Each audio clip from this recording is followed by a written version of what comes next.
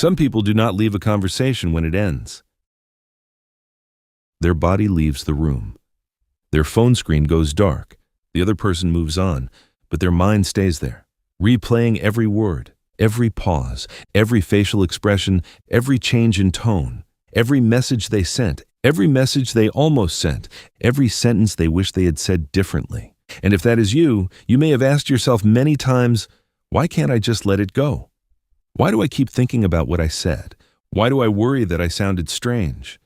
Why do I feel like someone is upset with me even when they did not say anything? Why does one conversation stay in my mind for hours, sometimes even days? This is not always because you are dramatic. Sometimes it is because your nervous system is trying to recheck safety. For sensitive people, empaths, overthinkers, and people who grew up around unpredictable emotions, conversations are not just words. They can feel like emotional tests. Your body listens for signs. Did their tone change? Did their face look different? Did they respond slower? Did you talk too much? Did you not say enough? Did you accidentally disappoint them? And before you know it, your mind becomes a courtroom. You become the judge. You become the witness. You become the person on trial. And the conversation becomes evidence. This is why replaying conversations can feel so exhausting.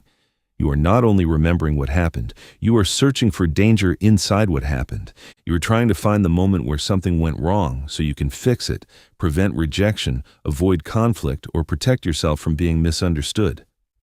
But the painful truth is, this habit often begins long before adulthood.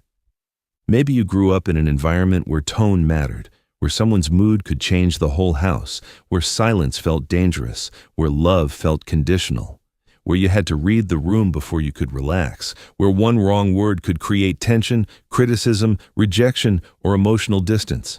So your body learned to scan. It learned to study faces. It learned to measure tone. It learned to replay conversations because replaying was a way to survive. If you could understand what went wrong, maybe next time you could stop it from happening. That may have protected you once, but now it may be keeping you trapped. Because the same mind that once tried to keep you safe may now be making you suffer over conversations that were never as dangerous as your body believes. This is what happens when old survival patterns enter present-day relationships. Someone takes longer to reply and your body feels abandoned. Someone sounds tired and your mind thinks they are upset with you. Someone gives a short answer and you start replaying the entire interaction. Someone does not smile the way they usually do, and suddenly your peace disappears. This is not because you are weak. It is because your nervous system may still be treating emotional uncertainty like danger. And emotional uncertainty is one of the hardest things for sensitive people to sit with. The mind wants closure. It wants reassurance. It wants proof that everything is okay. It wants to know exactly what someone meant, how they felt, what they thought, and whether you are still safe in their eyes. But life does not always give that kind of certainty. So the mind tries to create it by replaying, again and again. But replaying does not always bring peace.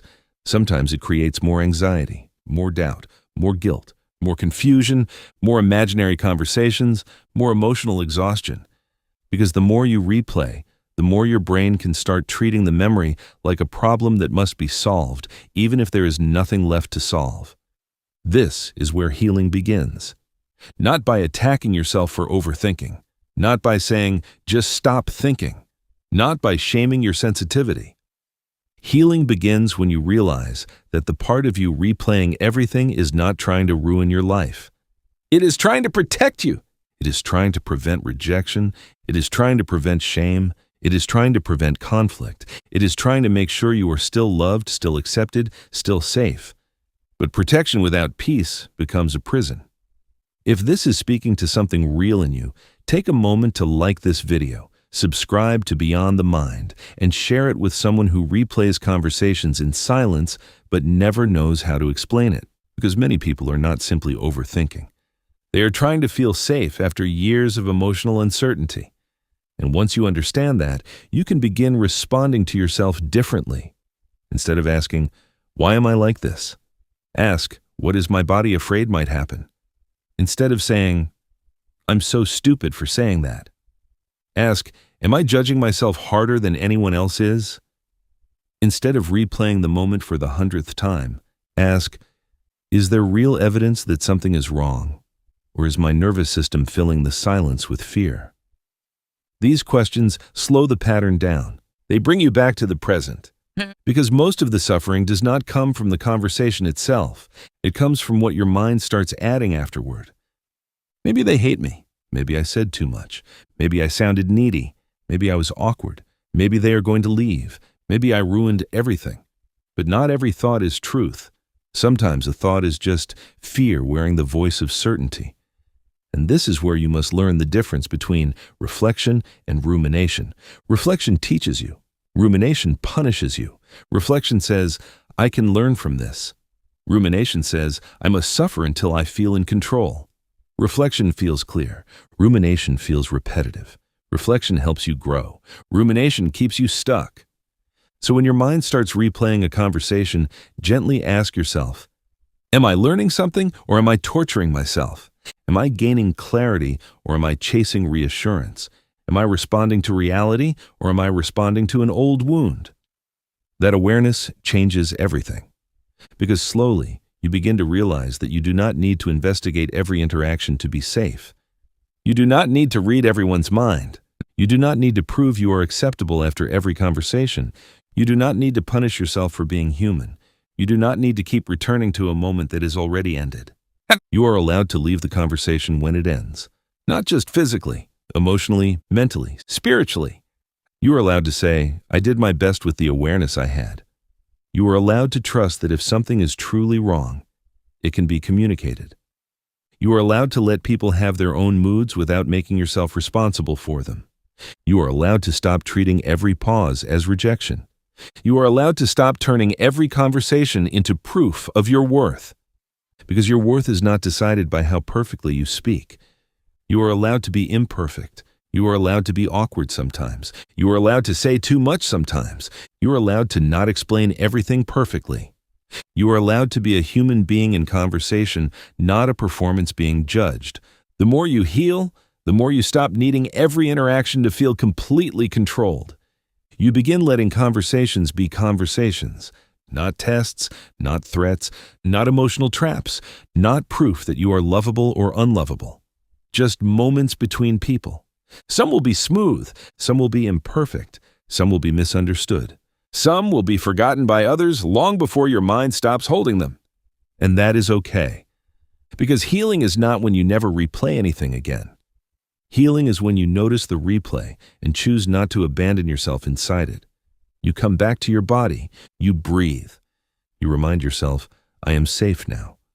You remind yourself, I do not have to solve this tonight. You remind yourself, one conversation does not define me. You remind yourself, I can be loved without being perfect. That is how the mind begins to rest. So if you replay conversations after they end, do not shame yourself. Listen deeper. There may be a part of you that learned to survive by studying people. There may be a part of you that is terrified of being misunderstood. There may be a part of you that thinks love depends on never making a mistake.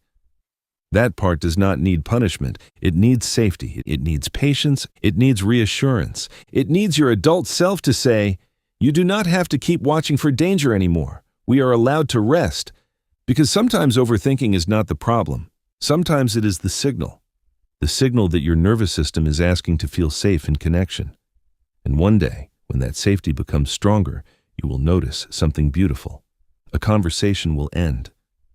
And you will not chase it. You will let it go. You will trust yourself. You will trust the moment. You will come back home to your own peace. And that is freedom. If this made sense to you, don't lose it in your feed. Like the video, share it with someone on this path, and subscribe so you stay connected to every new talk on Beyond the Mind.